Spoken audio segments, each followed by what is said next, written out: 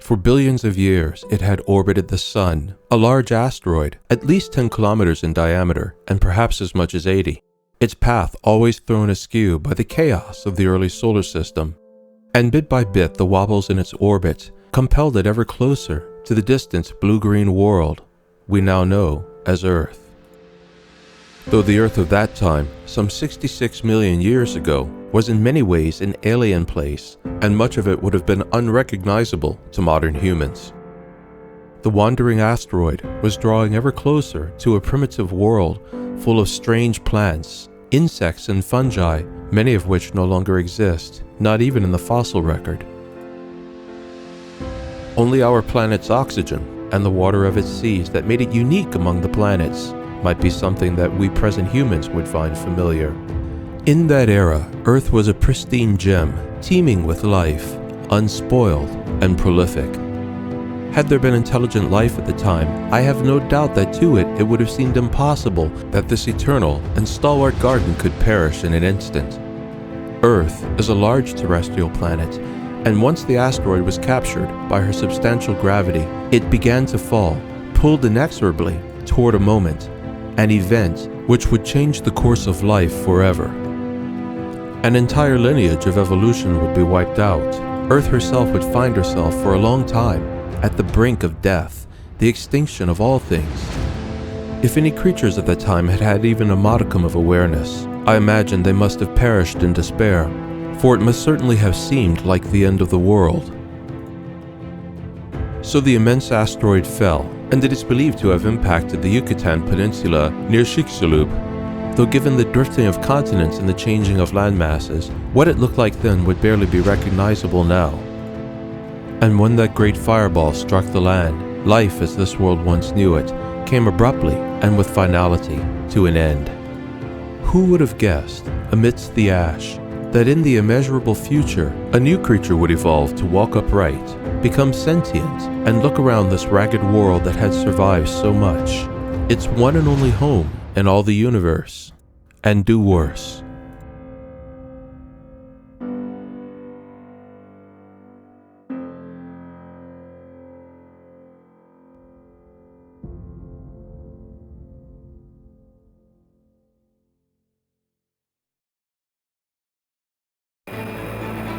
Carbon has always been part of Earth's ecosystem, and quite literally, life could not exist without it. And scientists estimate that Earth contains over 1.8 billion gigatons of the stuff.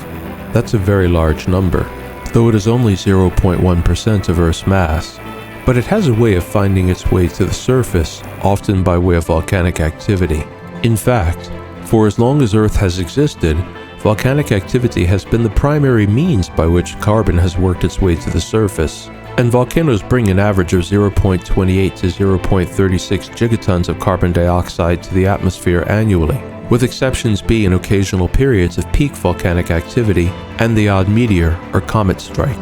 But since 1750, in terms of causing the atmospheric release of carbon, humans have become a force to dwarf both astronomical and geological events. As the extensive smog over the cityscape attests, it is now estimated that humans move between 12 and 300 gigatons of carbon dioxide into the atmosphere each year. This means that human military and industrial activity creates some 40 to 100 times the atmospheric carbon of all the volcanoes on the planet. And though practically every scientist on the planet has warned about the dire consequences of the release of this much carbon, we just can't seem to stop. It's as if we're addicted to carbon production. Natural geological and biological forces on Earth continually produce and absorb carbon. But except for catastrophic events, such as peak volcanic activity or a meteor strike, carbon production has always been in balance. But since the advent of the fossil fuel era in the 1860s, the production of carbon has risen dramatically. We burn fossil fuels to heat our dwellings, and to enable our various industries to be more productive, as well as for travel, whether by land, air, or sea. And our hunger for fossil fuels has been insatiable, such that the use of fossil fuels accounts for fully 85% of human-generated carbon. In fact, at this point, human activities produce some 1.4 metric tons of carbon per year per person. And this is radically changing our planet's atmosphere. Where prior to 1860, the concentration of carbon dioxide in the atmosphere was roughly 280 parts per million, the vast scale of human use of fossil fuels has increased carbon to 407.4 parts per million, and all that in less than 200 years. In other words, the human consumption of fossil fuels releases as much carbon into the atmosphere as a 2 billion acre forest fire every single year since 1860. And our insatiable hunger for fossil fuel has increased so dramatically that half the fossil fuel we have ever burned since 1860 has been utilized in roughly the last 20 years. Overall, science has a tremendous understanding of where the carbon in our atmosphere is coming from. Nature contributes it primarily through volcanoes and basalt flood provinces, and humans actively contribute carbon to the atmosphere through the burning of fossil fuels, though many human activities complicate the relationship of carbon to the Earth's ecosystem.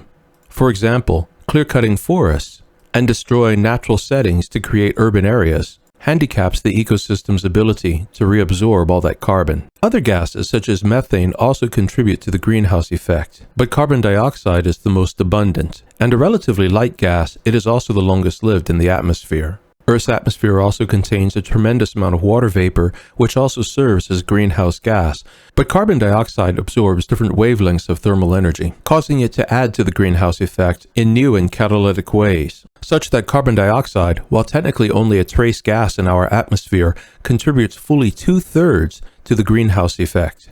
And an additional and particularly deleterious complication created by excess carbon dioxide in the atmosphere is its absorption into the ocean environment. Bit by bit, carbon dioxide is absorbed into the seas, where it interacts with water molecules, producing carbonic acid, like fizz in a soda can. Over time, this causes ocean water to acidify, and since the beginning of the Industrial Revolution, the ocean's pH has dropped from 8.21 to 8.10. A substantial increase in acidity that makes it difficult for sea life to build the shells and bones that are essential for survival.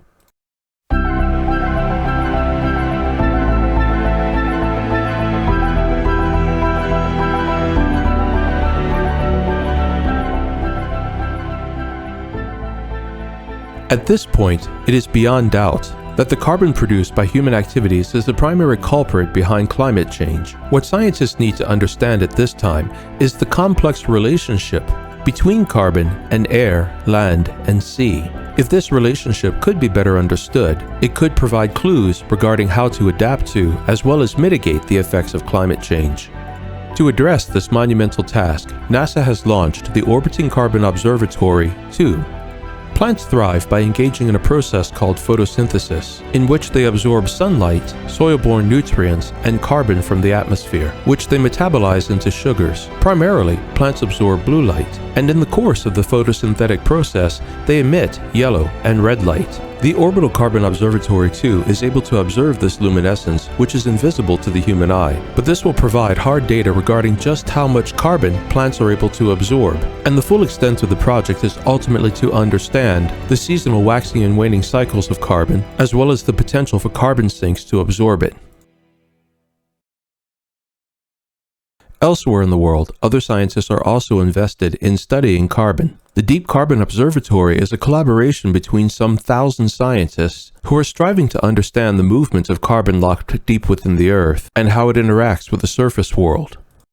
This research has shed a tremendous amount of light on the secret inner workings of our world. For example, an entire subterranean biosphere was discovered, a vast web of life existing all throughout the Earth's crust, at temperatures and pressures that had been deemed previously to be impossible for life forms to endure. The DCO is also working to develop clarity on events such as volcanic eruptions and earthquakes, but the ultimate goal is to understand how carbon moves through and over our world. Ultimately, the work of these various scientists indicates that our world behaves much like a living, breathing organism. Carbon is exhaled from deep within the Earth and enters our atmosphere, where it may remain for centuries. Eventually, this carbon is reabsorbed into the Earth, either by dissolving into our world's vast oceans, or by being absorbed by plants through the process of photosynthesis. It is very much as if Earth respires, and land and sea are the lungs.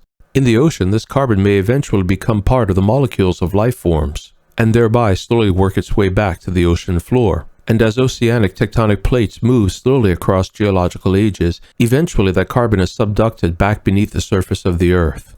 And on land, that carbon absorbed by living organisms eventually once again becomes part of the soil as the organisms die, where it composts and may re-enter the cycle of life, or ultimately sink and become part of the carbon that exists in abundance deep underground. For over 1 billion years, this carbon cycle has been relatively in balance, except, as noted earlier, for brief perturbations that were created by events such as meteor strikes and periods of massive volcanic eruptions. And so, across the span of geological ages, Earth was largely able to maintain a constant temperature through an extraordinarily complex but highly successful natural process of self-regulation. Then came humans onto the scene.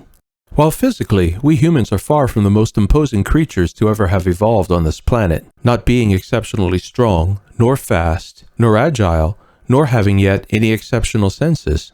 We do have an asset that nothing else in this world has ever had, insofar as we know. We are extremely intelligent, and this intelligence has enabled us to create tools and build a technology and a world of machinery that has allowed us to become, in a relatively short span of time, the predominant species on this planet.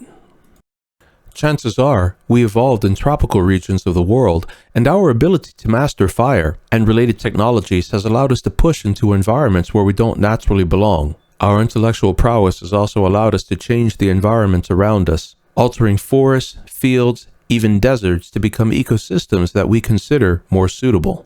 And in these, our various successes, also lies the problem, inescapable, undeniable, and unavoidable, of carbon. For our ability to live in environments where we did not evolve is dependent upon our use of fire, something to heat the environment around us, and run the machines we depend on, and that releases carbon. And the vast arrays of technology and machinery that we surround ourselves with are also largely the product of carbon, if not directly, then through the creation of energy that was required to make those machines. We burn carbon for work. We burn carbon for travel. We burn carbon for our activities. And as there are now in the world so many of us, nearly 8 billion, we have become a meteor strike. We are simply and vastly overtaxing this planet's ability to absorb the carbon that it would otherwise naturally be able to take back in.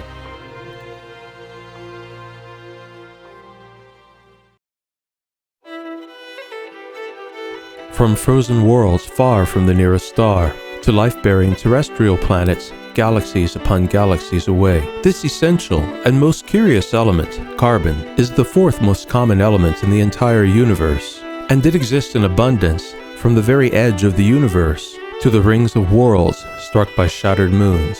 And it is fortunate for us that it is so common, because it is the glue that holds life together. Carbon atoms so readily bond to other atomic elements that even in pebble-sized asteroids and the frozen ice of planetary rings, amino acids, the building blocks of life, can be found in abundance. All this carbon comes from stars that are at that special place where they are large enough to effectively fuse helium, but not carbon, the third element in the atomic table. When they have used up the last of their helium, they collapse rapidly and rebound in an instant into a spectacular starburst. The collapse and rebound happen at relativistic speeds and has been greatly slowed here so that we can follow the events. The starburst releases an incomprehensible amount of energy, and a small percentage of its mass is blasted into space. Carbon-loaded novae will typically eject only about 1/10,000th of the star's total mass, and that mass will also contain a significant amount of oxygen and other elements generated in the intense energy of the nova. For a time, the mass moves away from the dead star, creating what is called a planetary nebula, a small nebula surrounding the parent star system. But these phenomena, beautiful, are relatively short-lived. And across tens of millions of years, the stellar mass will continue to drift outward into the depths of the far reaches of space, where it may encounter other free-floating gases and elements in the galactic disk. Over time, perturbations of gravity and the innate draw of matter toward itself lead these elements and the carbon to coalesce into new star systems and new worlds, just like ours. And on those rare worlds where everything comes together just right, the complex amino acids that can be created only in the presence of carbon come together to form that miracle we call life.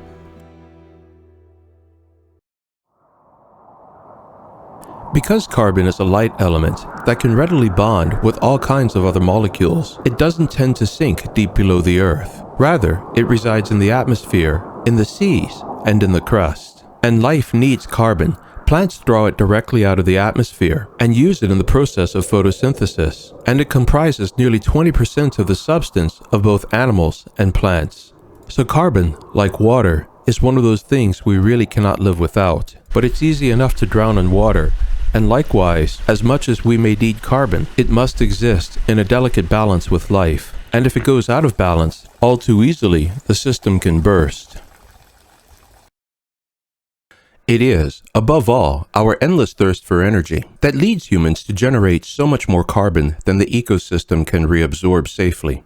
Though we humans also manage to generate a substantial amount of additional carbon by way of deforestation, which we do for wood, paper products, and to clear areas for urban development and farms. In fact, when you think about it, it would seem that human activities leading to the production of carbon are so fundamental to our modern lifestyles that it would be hard to imagine civilization being able to exist at all without the production of surplus carbon. So it becomes essential to ask, is there a way to limit our production of carbon in this overtaxed world? This is perhaps the most important question of our era, because while we need carbon to live, if we do not address our dependence on it, we will surely drown in it. Around the world, scientists and ordinary people are turning their attention to addressing this very problem. To save our world, carbon production must be reduced, and the carbon that is already in the atmosphere must be absorbed somehow.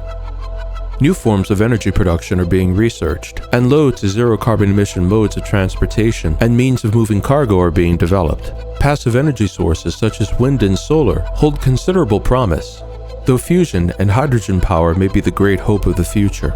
But all of those potential solutions rely upon the development of new technology and infrastructure that not only does not exist, but there may not be time for it to develop. Globally, scientists have recognized and declared that the human production of carbon has reached such catastrophic proportions that our entire world is on the brink of environmental disaster. We have seen the first hints of it in the climate chaos and extinctions of the last decade. But there is one ready solution that nature makes available to us right now, a solution as old as time and green as the earth herself.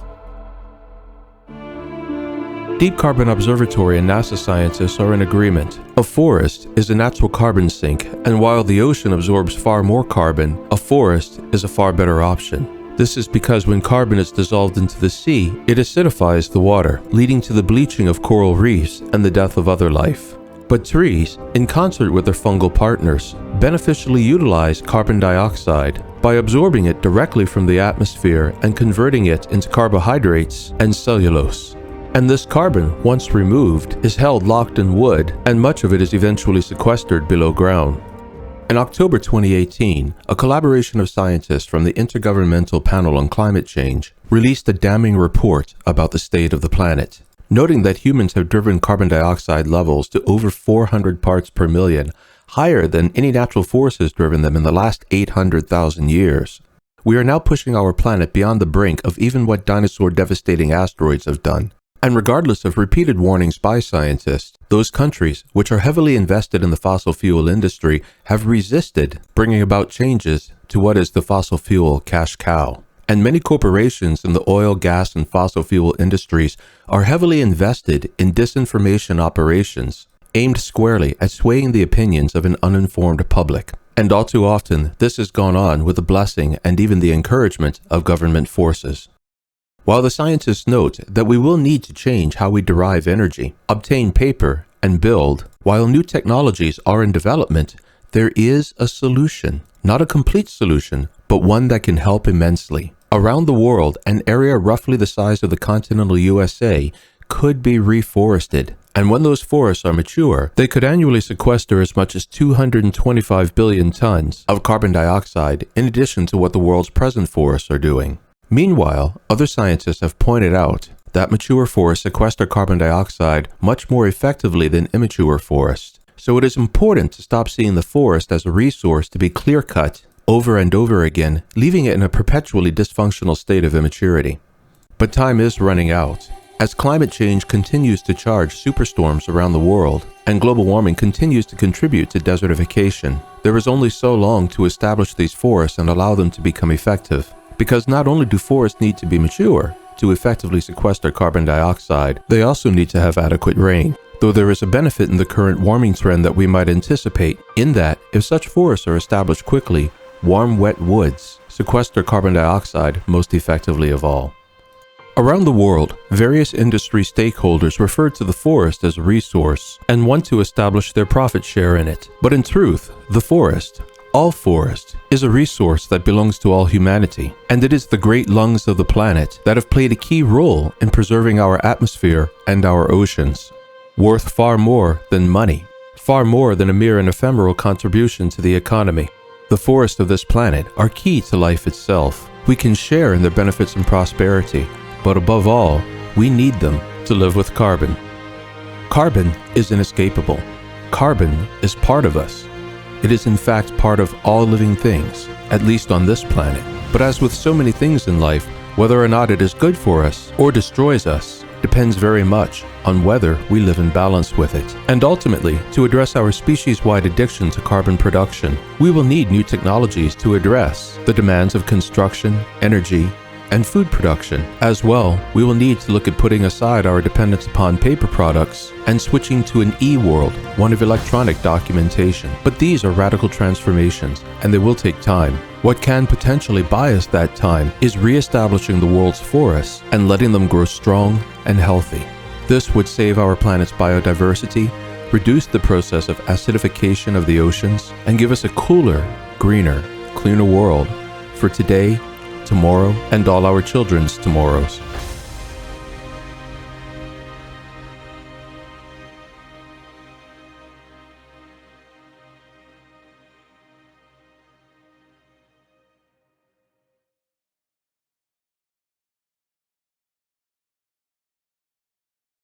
Thank you for watching. The Naturalist program is committed to the reliable coverage of all matter of topics relating to natural science, from ecology and conservation to the nature of the universe beyond our Earth, and making that information practical with solid advice on living well with the natural world. If you appreciate the program, please take a moment to subscribe. Subscribing costs nothing and never will, but it sure helps a lot.